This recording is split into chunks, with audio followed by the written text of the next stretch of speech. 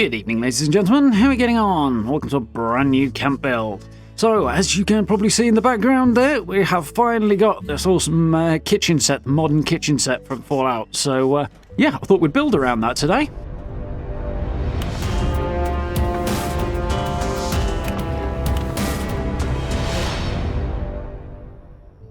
Yeah, so this set has been cropping up in Fallout since Fallout 4. It was in a lot of the houses in Sanctuary and this whole pre-war vibe.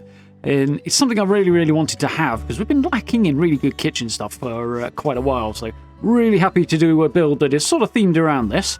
So taking a look at where we are, as you can see, we are on the southern edge of Charleston. And I thought doing a contemporary home in the Charleston area would be a really good fit for this. So here we are on this road just on the south side of town. The fire department's just over on the end there, at the left-hand end of the road. And that's probably the best place to find this from. Speaking of, that's it at the end there. You do get quite a few people building here, usually over by the house with the satellite dish there.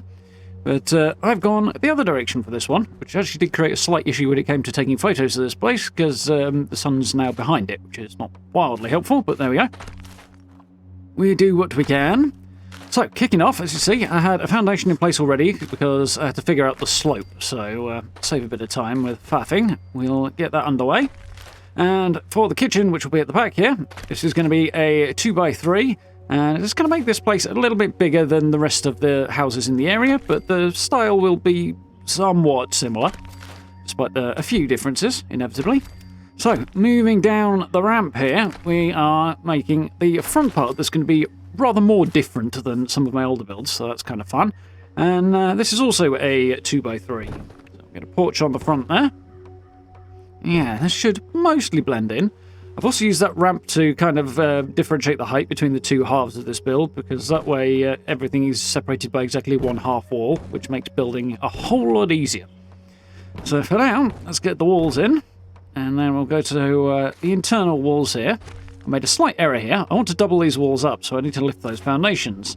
But I'm having a bit of a slow moment, and forgot that I actually need to remove that window in order to do this, so let's whip that out. Now it'll pop up nice and easy. So, with that particular hurdle cleared, let's flip these around, double-side these doorways. Contemporary set is great for this. I will make life difficult for myself by putting that window back in too soon again. There we go. Now I can drop it down again. Now let's put it back where it's supposed to be and swap these doors out for walls, which we will be able to wallpaper later. Here we go.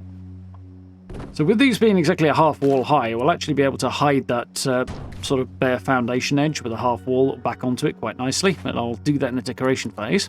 I'll also change this staircase over for a different design in the decoration phase as well, because it actually worked quite nicely with the decor I went for. But for now, this one will do the job, get the upper floor in. Can't have a floor by this door, otherwise I'm not going to be able to get through the door, so we'll have to sort of build around that, which is going to cause a few issues, but we'll get to that in a minute. So, we'll sling some walls around this upper front section. I'm actually going to change the front walls out for two half ones so that I can have windows at the top. But again, I'll do that in the decoration phase. For now, I want to try and double-side walls around this section that is going to be open above the door. But it's been awkward, so I'm going to take that floor out, take the foundation out down here, and we're going to put a double-sided set on the ground floor temporarily, just to sort of guide where the snapping points will be upstairs. So for that, the ramp needed to come out and a floor needed to go in. And we need to put the wall in closest to the stairs first, because otherwise the second one won't snap in. There we go. With those in, I can now come upstairs. It should. There we go. Snap in just nicely.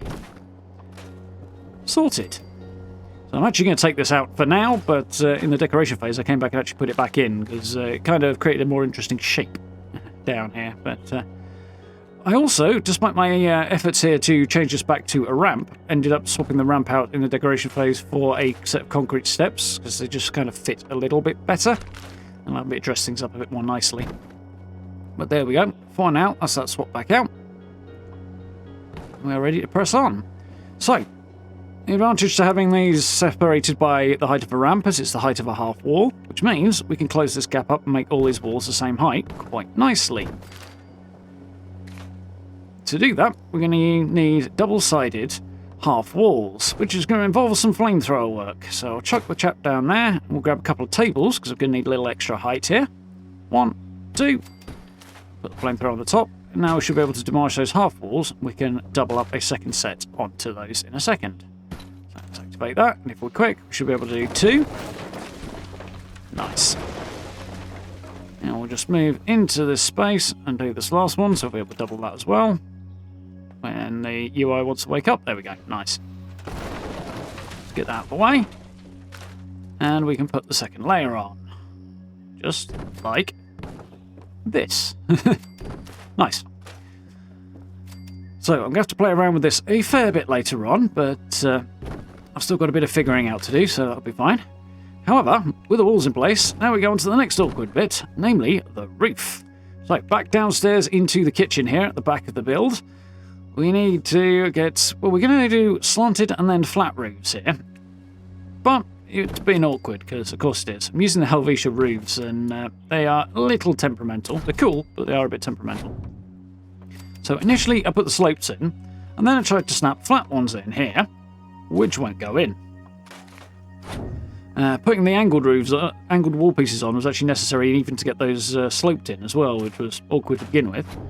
So I tried putting angled ones on the front. That didn't work. But it turns out the solution is, after much faffing around, angled roofs in first, and then put a second set of angled ones in front, because the clearance apparently works there, like this. And then we come along afterwards and swap these front section out for flat ones. I did actually have a play around with these, thinking I might be able to keep them angled and do something cool with that, but should be doable, but it was being rather awkward, so I decided not to for this build. But speaking of things being awkward, we'll go back upstairs to the bedroom at the front, and we're going to have some trouble with the roofs here as well, because, you know, life's like that at times. So I couldn't get this to snap in, so I put a flat one in and then swapped it out for the corner piece, which did solve the problem kind of, but it created a whole new one, which I probably should have seen coming based on the last time I used this roof set. And that is, when I straightened it up, because I started off with the flat one, it doesn't go up to the same height as just snapping directly onto the walls, and they don't match up at the top there, which is hard to spot from the ground, so I could have left it, but yeah, once I spotted it, it bugged me. So, back to the flamethrower, which technically may not have been necessary, but it certainly didn't hurt. And we'll demolish these half walls a second there. So this means that the roofs that we're going to put in will have to snap to the side walls. So that should force them to be the same height as the first ones. However, they're still being awkward, so we're going to change out these angled ones for flat ones. And now, it should snap into the right place. Hey! Finally. So we'll do the same thing over here. And don't fall through the gap. There we go. Now I should be able to get this one in. It should be the right height. Come on. There we go. Nice. I should change these back out again, and everything should snap into place quite neat and tidy. So, these last couple in the middle couldn't possibly have an issue, could they? Well, that one's fine. This one, no, I need to flatten this one as well. So from the look of it, judging by the way this went, I didn't actually need to use the flamethrower there, but yeah, it clearly didn't hurt either. So, back into the bedroom, I need to put a bathroom in this corner here, which will be over where the front door is. And yeah, typically it's going to be awkward because I need to put triangles on the top of it, and those will not double side, unfortunately. So to do this, we are going to pull one set of walls off, which is not a problem because these kind of blue painted wooden walls actually look quite good as internal bathroom walls. So we use them as contrast with what will be the other two walls. Unfortunately, as you can see there though, the roof is still being awkward, so back up top, I could take the roof off, and if you plan ahead and actually put these walls in first, you could probably save yourself some hassle. But I think you'll still end up flamethrowing the walls instead, so maybe not. Either way, back up to the roof, flamethrower these two roofs, and I can now get one of the triangles in. This one specifically. Not that one, this one. Unfortunately, the one over the door, that's still been awkward because of the roof in the middle. Naturally. So I tried flattening it. Of course, I might have known that wasn't going to work because it's still basically in the way at the edge there, isn't it? So, back up to the roof, grab the flamethrower, and we'll flamethrower the one in the middle. Guess what? We're going to have to come back up and do the other one as well in a minute. So there we go. Now we double round, and we're going to put one in here as well, eventually, hopefully. got a feeling I may have failed to notice something here, but I'm not quite sure. Either way, I'll have to check next time I stream because, well, I didn't check in the decoration phase, apparently. But there we go. Now we've got that triangle in, we can actually close up the roof. So the last thing I need to do is, you may have noticed, there's nowhere to put crafting benches in this build just yet, so I'm going to build a shed of sorts. So we're just going to do it 2 by 2 on the back of the house here. It's really more of a shed than a garage because of the direction it's facing. I suppose if it faced towards the front, it'd be more of a garage, but it is what it is. I'm going to stick some plain corrugated warehouse walls on the side there. And we'll go for the abandoned mine roof because it's corrugated metal as well and goes quite nicely there. There we go. Nice and easy. Couple of walls at the back. Couple of arches. And despite the simplicity of this, it's actually one of my favourite bits of the build, interestingly. The decoration and everything came together quite nicely. We'll see that in the tour in, well, just a minute or so. The one complicated bit about this was putting the arches at the top here. So I needed to put the door in, put the arch on the top, and then move the door, which is something that I tried to do earlier in a different part of the build, but it just didn't work out.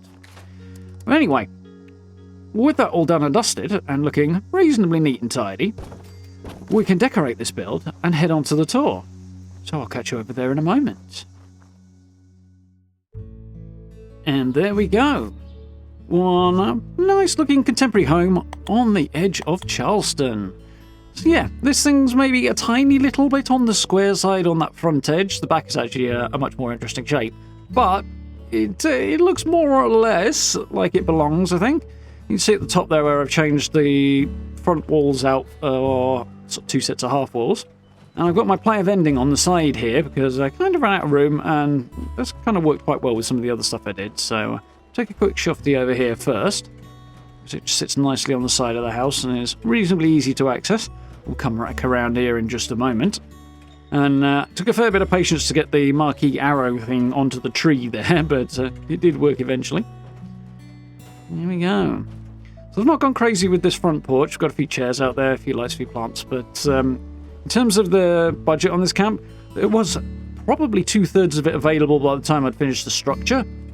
But I quite comfortably filled those 2/3 with decoration, so yeah, it's not a crazy densely decorated camp, but it's a respectably densely decorated one, I think. I'm quite happy with the look of it. A nice little place to hang out on your porch here. Let's head on inside. There we go. So, I've gone for kind of modern and clean, sort of posh-ish, but not over the top. Unfortunately, the step between the top step there and the door, it's not quite a perfect fit, but what can you do? I could have possibly hunted for a slightly better fitting door frame, but everything else uses the white door frame, so. But there we go.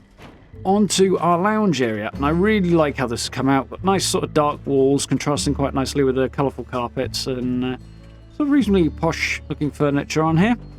That display case tucked quite nicely under the stairs there. You can see I put that double wall back in behind the display case under the stairs, just to kind of separate the space out a little bit. It worked quite nicely.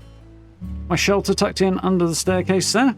I think it's actually a little bit close to the bottom of the stairs here, because there's a bit of weird skating as you kind of transition up the stairs a bit, which I'm pretty sure is down to the collision box on the shelter, but what can you do? It doesn't stop me going up the stairs, it's just a bit weird. Speaking of upstairs, though, here is our bedroom. And yeah, kept this reasonably clean and simple. It's supposed to be kind of a more adult-style bedroom, but, you know, I do love putting plushies in my builds, so it's kind of halfway between the two, I guess. Sounds like my ally is wandering around downstairs, eh? But yeah, I kind of like this. Got the movie posters on the wall there I do like, because it's a kind of nice display. So I wasn't really sure what to put on this wall, and it did work quite well. Could possibly have put windows up there, but yeah, I kind of like that.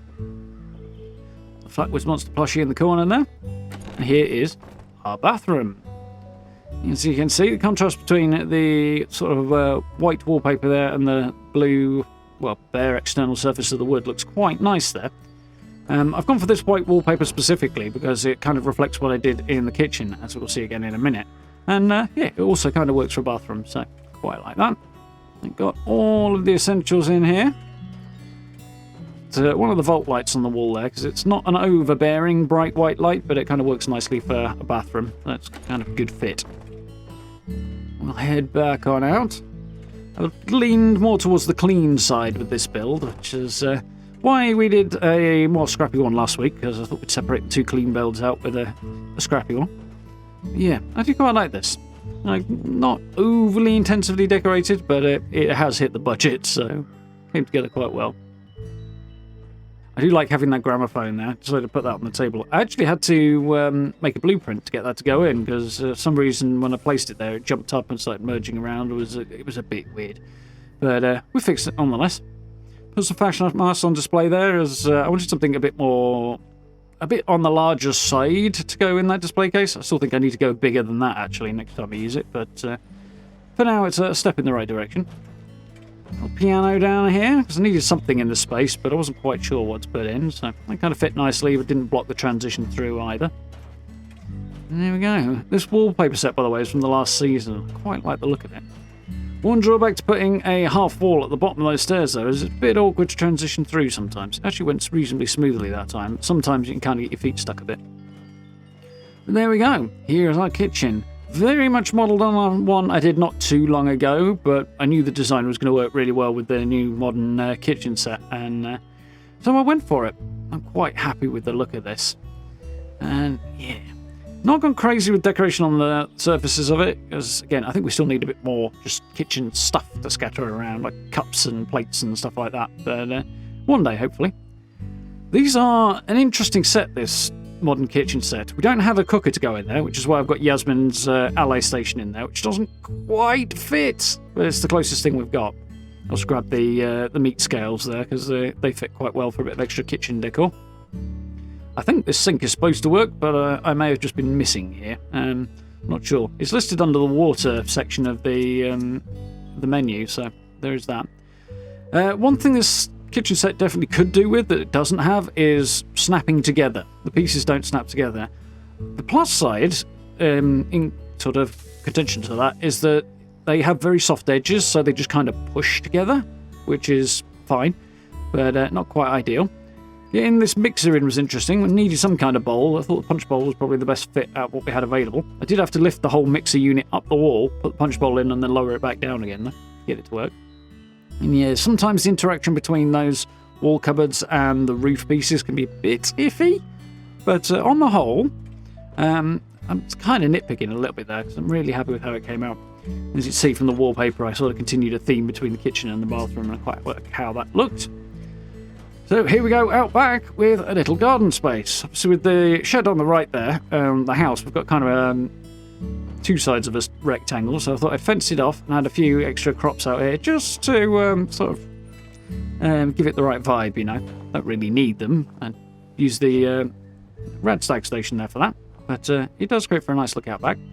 And here is our crafting space. I could have put the roller door on the front here, but I don't really like the look of that thing. But I would have liked something to at least partially close up this front edge, which is part of the reason I put some relatively tall stuff at the front edge of the space to kind of evoke the same feeling.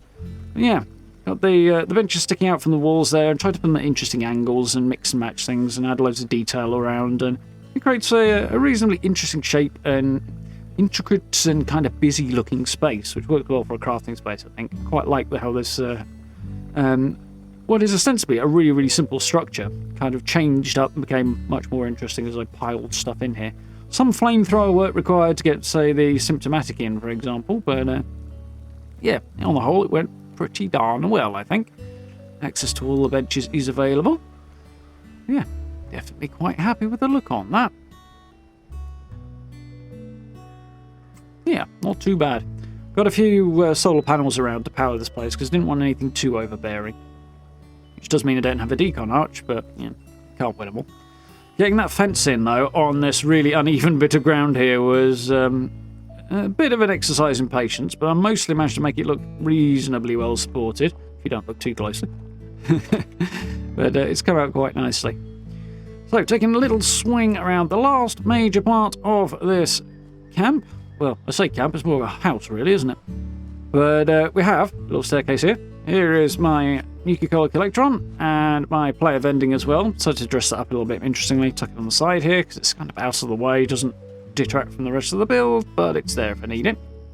Got the flat roof up here. I thought, well, I might as well do something with this space, so I thought somewhere to come and have a drink, have a little barbecue up on the flat roof worked quite nicely. So put some railings in here. I had to snap, I had to basically take these roofs off, put floors on to snap the railings in, and then swap them back out again afterwards. And that worked well.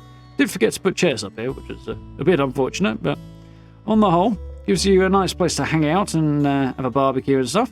Even if the view of the bottom end of the ash heap there is perhaps not the most stunning in all of Appalachia. It's cool, though. Yeah, I do quite like how all this has come together. As I say, that front edge of the build is maybe a little bit more square than I would have liked it to be, but other than that, I'm quite happy. And I really like this kitchen. I'm really pleased we've got this modern kitchen set for clean-looking sort of house-type builds.